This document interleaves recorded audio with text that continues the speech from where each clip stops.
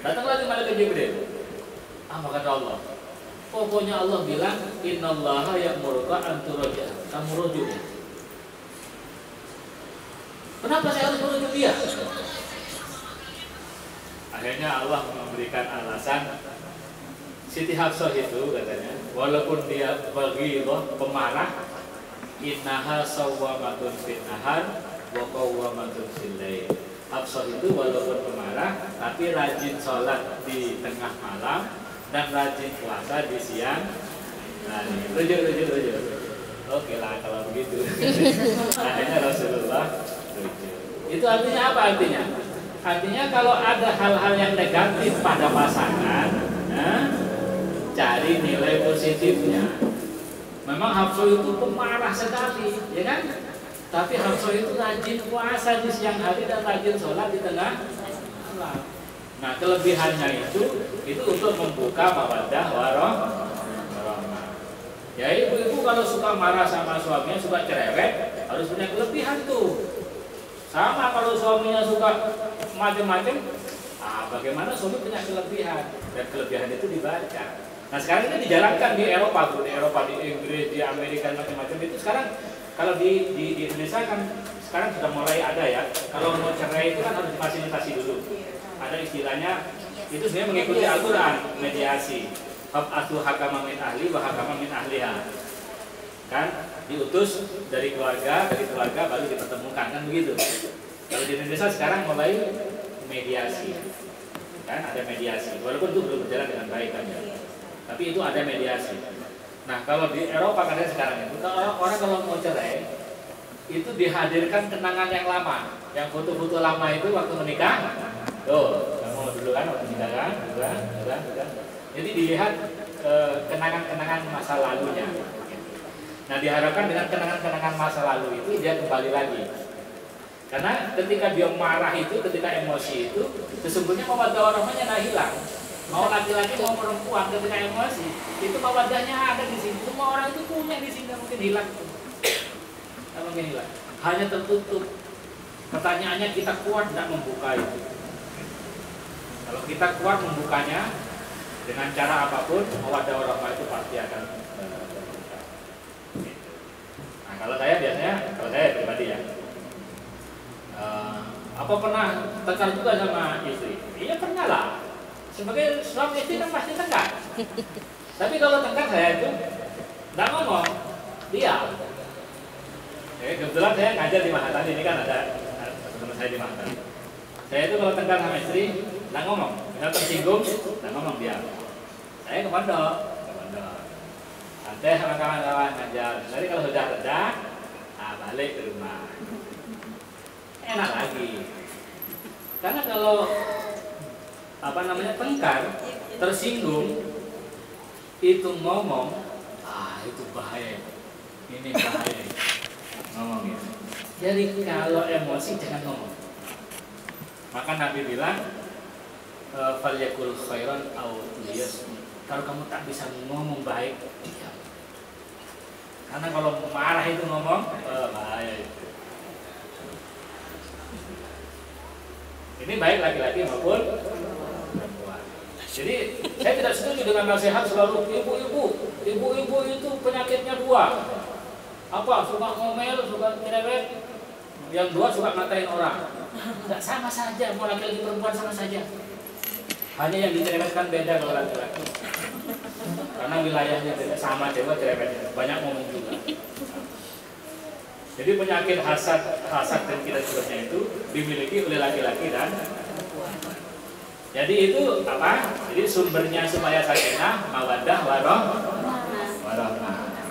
Bagaimana mawaddah warahmah itu tetap terbuka?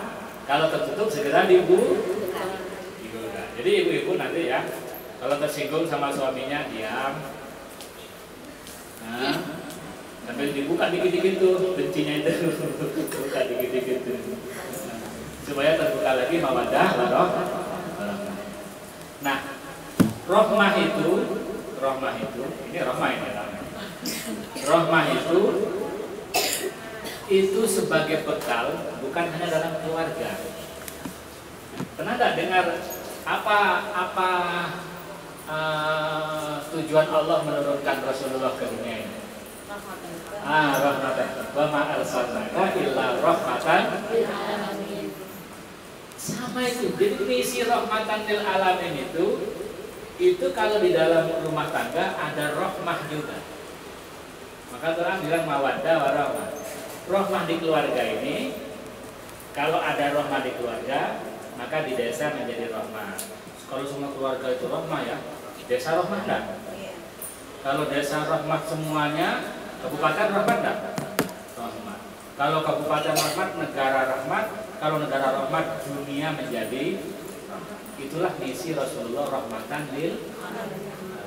Jadi harus dimulai dari sekarang di negara-negara barat itu baca yang mahasiswa baca itu. Negara-negara barat itu sekarang sedang membangun namanya konsep ketahanan keluarga juga. Itu karena apa? Karena mereka merasa sekarang bahwa keluarga ini menjadi pusat ya untuk peradaban sebelum dia membangun yang lebih tinggi. Kalau ini baik, ya pasti baik ya. Mawaddah warahmah, dia rahmatan lil. Oke. Nah, sekarang bagaimana supaya terakhir nih ya, supaya mawaddah warahmah itu tetap terbuka. Gimana caranya menjaganya? Kalau dalam keluarga gimana cara menjaganya? Supaya mawaddah warahmah tetap terbuka. Nah, itulah prinsip-prinsip perkawinan. Di dalam perkawinan kan ada diajarkan ya prinsip-prinsipnya itu. Bagaimana perkawinan itu dijalankan. Contoh ya. Contoh Ibu. Ini contoh prinsip yang menurut saya penting sekali di dalam perkawinan. Saya tanya ini. Menyapih anak itu penting atau tidak penting? Penting. Menyapih anak itu Penting. penting nggak? Penting. Hah? Penting. Menyapih anak itu penting atau tidak penting? Bagi siapa? Bagi ibu atau bagi bapak? Tidak, gini. Dulu suami-suami jenengan itu pernah memperhatikan nggak sampai kapan menyapih itu? Nah, itu penting bagi bapak itu.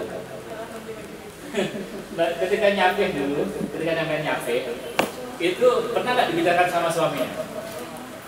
Enggak, pernah bagus. Tapi rata-rata enggak katanya. Nyapih begitu aja kan? Kenapa? Karena nyapih itu menurut bapak-bapak tidak penting tuh. Jadi tiba-tiba selesai gitu aja. Padahal menyusui itu berat apa tidak berat? Berat, Pak. Berat kali itu menyusui itu. Saya bagaimana menyertai istri saya menyusui itu kan luar biasa kan? Berat. Menyapih itu bagi ibu penting tidak penting? Penting. Tapi bagi bapak penting nggak? Penting, Pak. Penting untuk ibu. Tapi gini, Al-Quran itu mengatakan bahwa menyapih itu penting. Makanya Al-Quran mengatur tentang penyapihan. Di Quran diatur enggak? Saya kadang-kadang gini. Ini Quran ini. Masa nyapih aja dibahas? Menyapih aja dibahas. Apa pentingnya gitu? Nah, ini ternyata kadang-kadang bagi laki-laki tidak penting, tapi bagi perempuan, bagi keluarga, menyapih itu satu hal yang penting. Nah, di dalam Al-Quran ibu-ibu, Allah berfirman, "Fa'in arada fisolan antarodin minhuma wa tasyawurin fala junaha alaihima." Fa'in arada, jika berkehendak siapa suami istri fisolan menyapih. Jadi menyapih itu atas kehendak siapa? Menyapih itu seharusnya atas kehendak siapa? Suami istri. Fa'in aroda, jika suami istri berkehendak untuk menyapih. Jadi menyapih itu harus berangkat dari kehendaknya suami istri. Nah, gini. Ibu sering nggak dimintai pendapatnya sama suami? Sering. Nah, kalau beli sepeda motor, itu sertifikatnya atas nama siapa? Suami. Istri. Beli rumah atas nama siapa? Tergantung, Pak. Istri. Tergantung ya. Tergantung. Tapi kebanyakan atas nama siapa? Suami. Beli mobil atas nama siapa sertifikatnya? Suami. Kalau beli piring atas nama siapa piringnya? Anak ini. Atas nama anak ya. Anak yang laki-laki itu perempuan. Perempuan. Perempuan ya. Kalau beli kompor atas nama siapa? Dinamai kompornya itu. Tapi kalau beli sepeda motor lemari dan seterusnya atas nama siapa? Nah, kalau jenengan bernaudzubillah ya, mudah-mudahan Tuhan menjaga keluarga kita. Amin. Terjadi perceraian, lalu berurusan tentang harta di pengadilan. Nah, yang menang siapa kira-kira? Yang ada namanya, ada buktinya. Piring namanya Pak Ibu. Itu aja. Itu bagian Itu yang sepeda motor. Wah, sertifikatnya ini ada namanya. Itu milik dia tuh. Pasti menang kan? Coba baca di kita pikir. Barang itu milik siapa? Yang ada nama-nama bukti penamaannya ya miliknya dia. Yang tidak ada buktinya lihat. Itu pakaian apa? Kalau pakaian perempuan ya milik perempuan pasti milik suaminya, milik istri. Kalau celana ya pasti milik suami. Kalau piring kan ada namanya ibu. Gelas miliknya ibu. Nah, kadang-kadang di rumah tangga itu sering kehendak istri tak muncul. Mana laki-lakinya? Tapi saya kalau di penghulu saya bicara sama laki-laki. Nah, kebetulan ini perempuan. Kehendak tidak muncul. Dan saya sering ditegur oleh istri saya. Kadang-kadang kan saya melihat ada lemari di pinggir ya, di pinggir ini. Kok merasa nggak enak gitu lemari itu. Akhirnya saya pindah aja lemari. Pindah ke tempat yang lain. Lalu istri saya bilang, loh kok dipindah lemarinya kan? Ya biar nyaman di sana. Aku lebih nyaman di situ. Karena bedanya kan dekat dengan kacanya, di sini ada kaca kebetulan kan. Saya ada beda-bedanya. Jadi lebih nyaman dia. Kenapa dipindah? Coba kalau suami tidak menghormati iradahnya istri, marah enggak? Sudah capek-capek, pindah itu. Marahin lagi, betul lagi. Kita seringkali mengiradai sesuatu, menghendaki sesuatu, itu sifatnya itu sendiri-sendiri. Coba bayangkan, Allah itu menyapih aja, iradahnya berkedua. Pikirkanlah, Mas, kita mau sapih enggak ya? Dimasak dulu iradah. Iya dah, sampai baru iradah. Iradah saja tidak cukup, kehendak saja tidak cukup. Kehendak itu fa'in arada bisolan antara harus ridho. Jadi ini luar biasa Quran itu. Kehendak saja tidak cukup, tapi harus ridho. Nah, coba ini, ibu-ibu ini. Sampai sering tak nyuruh anaknya? Sering nyuruh anaknya tak? Dia melakukan enggak? Kadang-kadang melakukan. Lebih sering melakukan atau lebih sering tidak? Melakukan. Nah, ini siapa yang anak-anak ini? Ini sudah berkeluarga belum? Sering disuruh oleh orang tua enggak? Oke, sering kan? Dilakukan enggak? Iya, oke. Kadang iya, kadang enggak. Ketika dilakukan itu selalu berangkat dari rela hati enggak? Paksa kali. Terpaksa kadang. Terpaksa. Artinya iradah itu, kehendak itu tidak selalu rela. Benar nggak? Sampai melakukan, tapi tidak dasar ridho. Coba ya. Al-Quran mengatakan kalau kafain arada fisolan antara harus ridho itu. Harus ridho. Itu luar biasa Quran. Tidak cukup ridho, ditambah lagi watasyawurin, harus musyawarah. Harus musyawarah. Fa'in arada fisolan antara bil watasyawurin, harus musyawarah. Nah, gini contohnya ya. Misalnya saya belikan kalung ini, katakan kalung ya. Belikan kalung 100 gram. Suka enggak? Suka. Tapi enggak musyawarah. Sama enggak dengan nilainya? Kalau saya, bagaimana kalau aku belikan kalung kau? Ini. Mau enggak? Enggak mau kalau yang itu, aku maunya yang itu kok, yang itu. Oke, ini. Oke, saya belikan sesuai dengan hasil musyawarah kita. Kira-kira lebih enak mana yang hasil musyawarah dengan tidak hasil musyawarah baru dia mau? Itulah Al-Quran. Keren tak? Keren sekali. Ya Allah. Jadi kalau ini baru penyakit, apalagi pindah lemari, apalagi beli sepeda motor. Sepeda motor itu jangan hanya atas kehendak siapa, tapi harus atas kehendak berdua, atas keridhonya berdua, kemudian dimusyawarahkan, lalu beli. Nah itu baru didikan Al-Quran. Kalau mau ikut Quran, kalau enggak ya tidak tahu. Menurut saya Quran itu keren sekali di situ. Oke.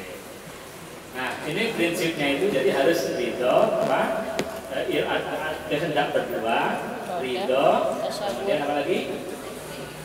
Harus ada musyawarah.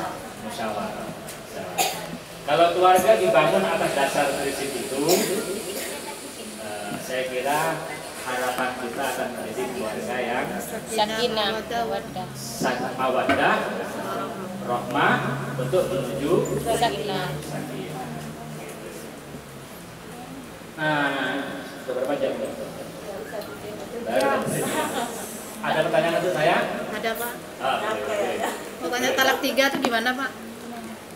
Talak 3. Talak 3 tuh kalau misalnya udah lepas talak 3 masih bisa kumpul nggak atau enggak? Pengen kembali. Oke. Jadi tolak ini saya urut aja ya. Saya tidak jawab secara. Ini mewakili teman saya Pak.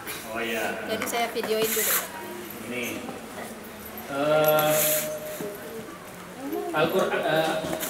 Al-Quran itu menggambarkan tadi itu bahwa perkawinan itu sebagai zaujain kan? Zaujain ya, pasangan. Ini asalnya ana itu apa artinya? Ini ana, ya kan? Ana dan ana. Ketika kumpul jadi satu namanya apa? Kita. Nahnu. Artinya orang Ambon katong. Kita. Nahnu. Kita ini Ibu, ketika jadi nahnu ini itu kadang-kadang tersinggung. Ketika tersinggung ada titik satu klik.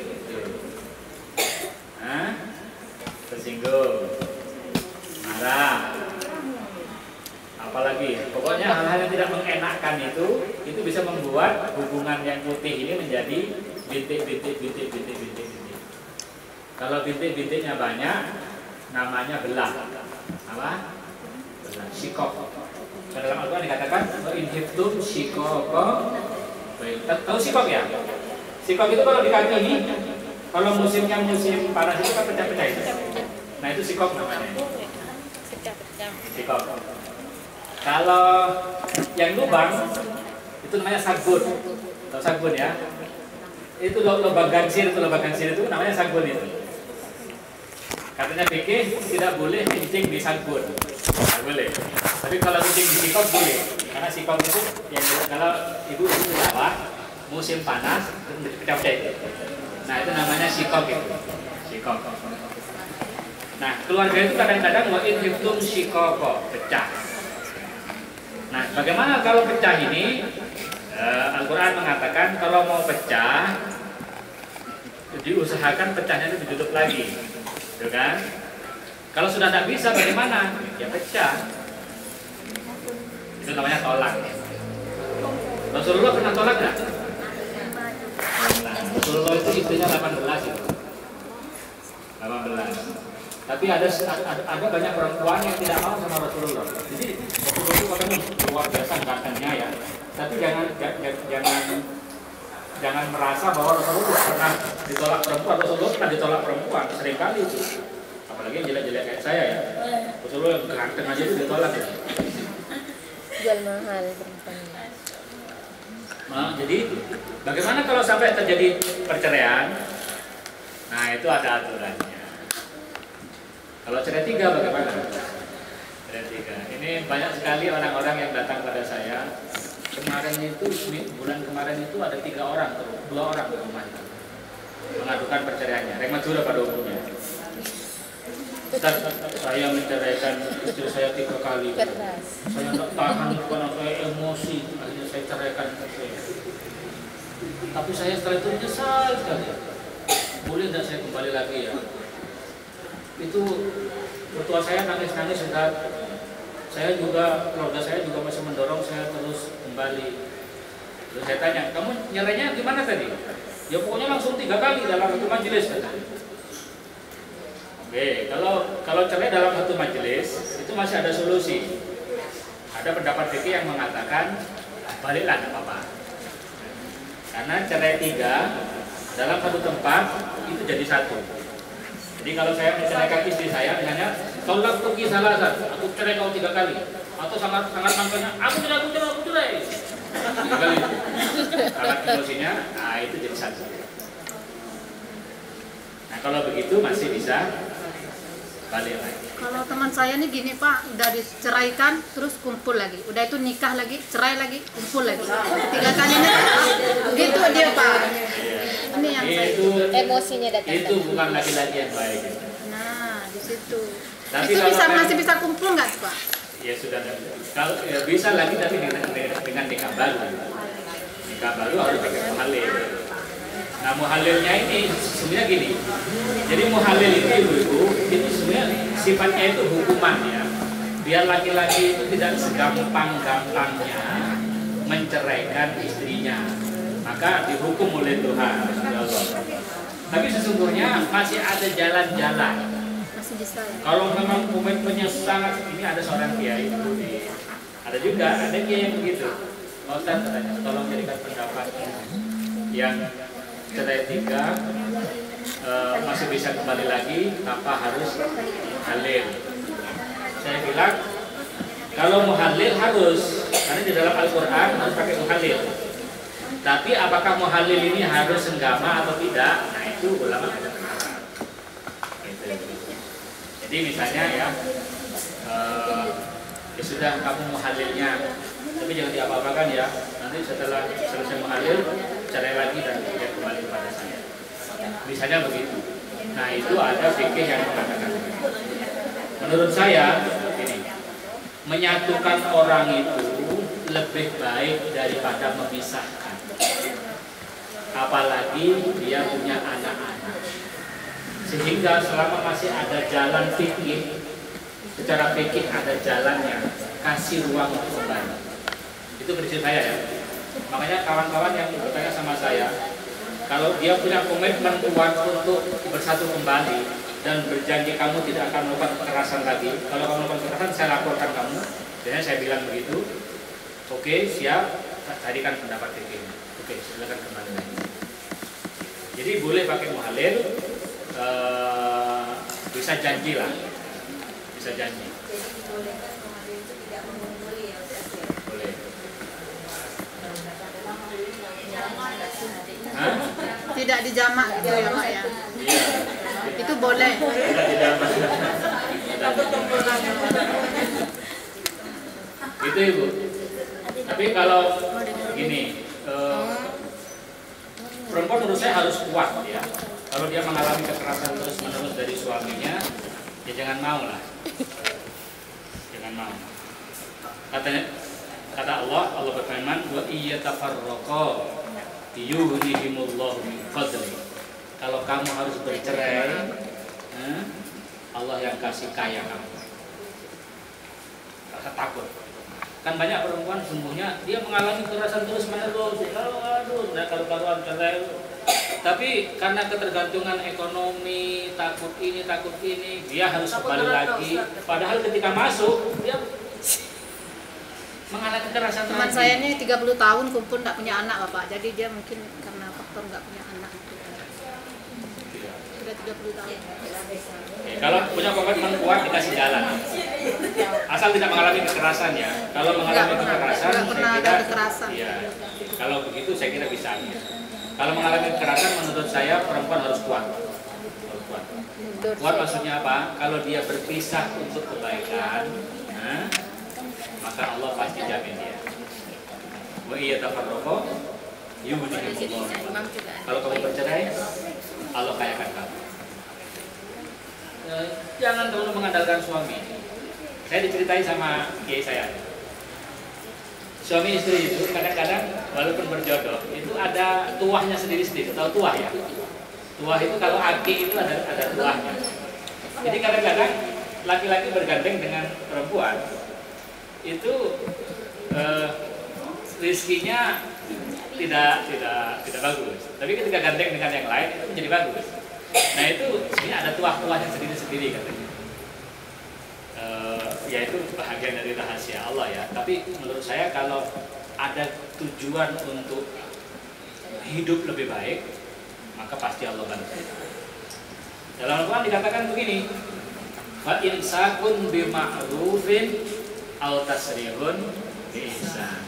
Kalau sudah tidak lagi dalam keluarga itu ada kecocokan, tidak lagi menuju sakinah karena mawaddah warahmahnya tertutup terus, tidak pernah terbuka, ya sudah, tasrihun bi ihsan, dilepas dengan ihsan.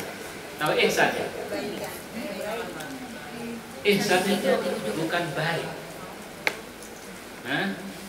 Ihsan itu apa bedanya bahagia dan membahagiakan?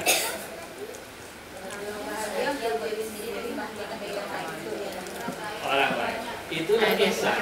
Muhsinin.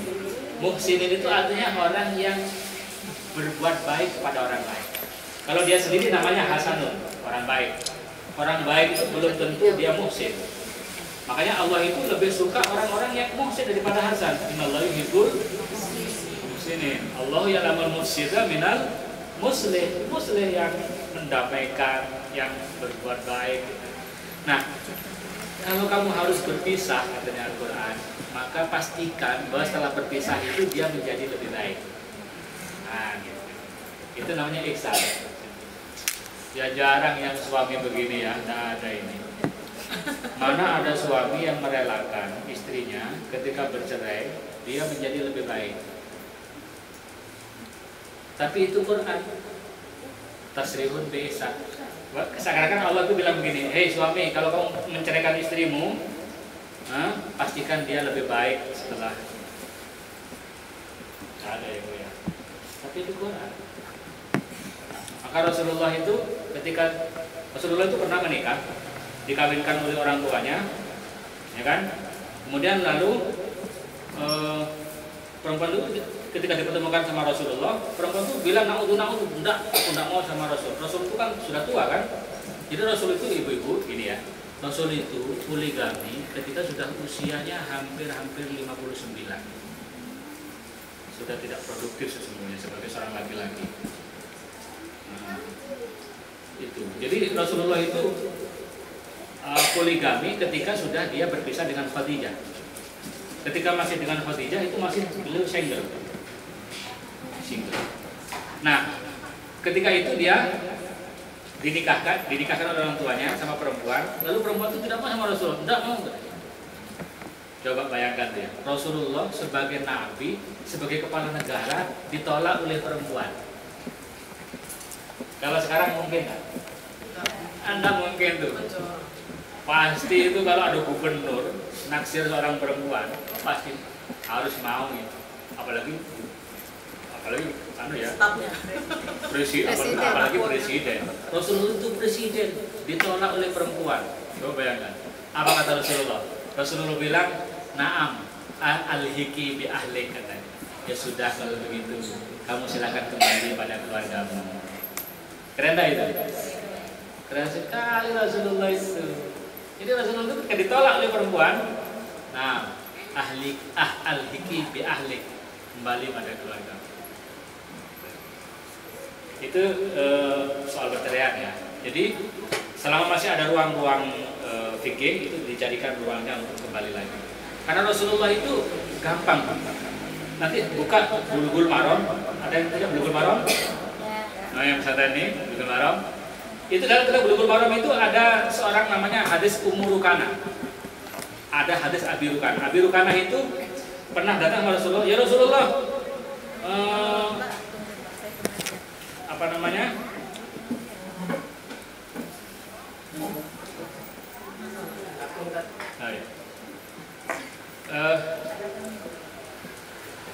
Rasulullah itu apa tadi?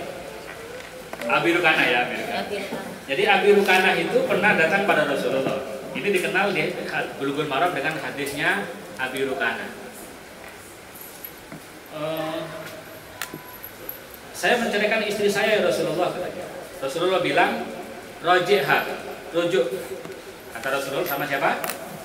Abi Rukana, roji'ha. Lalu Abi Rukana bilang, ini tolak Tuhan salatan ya Rasulullah. Saya menceraikan dia 3 kali ya Rasulullah. Roji'ha, ini alim tuh katanya. Rujuklah, aku tahu. Katanya. Jadi Rasulullah itu ketika Abi Rukana datang, dia menceraikan istrinya 3 kali. Rasulullah bilang roji'ah. Ketika Abi Rukana bilang, aku ceraikan 3, aku tahu. Rujuk. Nah maka ulama itu beda pendapat dalam Bulughul Maram. Ada yang mengatakan bahwa Abi Rukana itu menceraikan istrinya 3 kali dalam satu majelis. Oleh karena itu Rasulullah merujuk kembali. Rujuk lagi. Tapi ada ulama yang mengatakan enggak, itu cerai biasa. Tapi untuk Abi Rukana boleh balik lagi. Gitu ibu-ibu. Ada lagi pertanyaan? Silakan.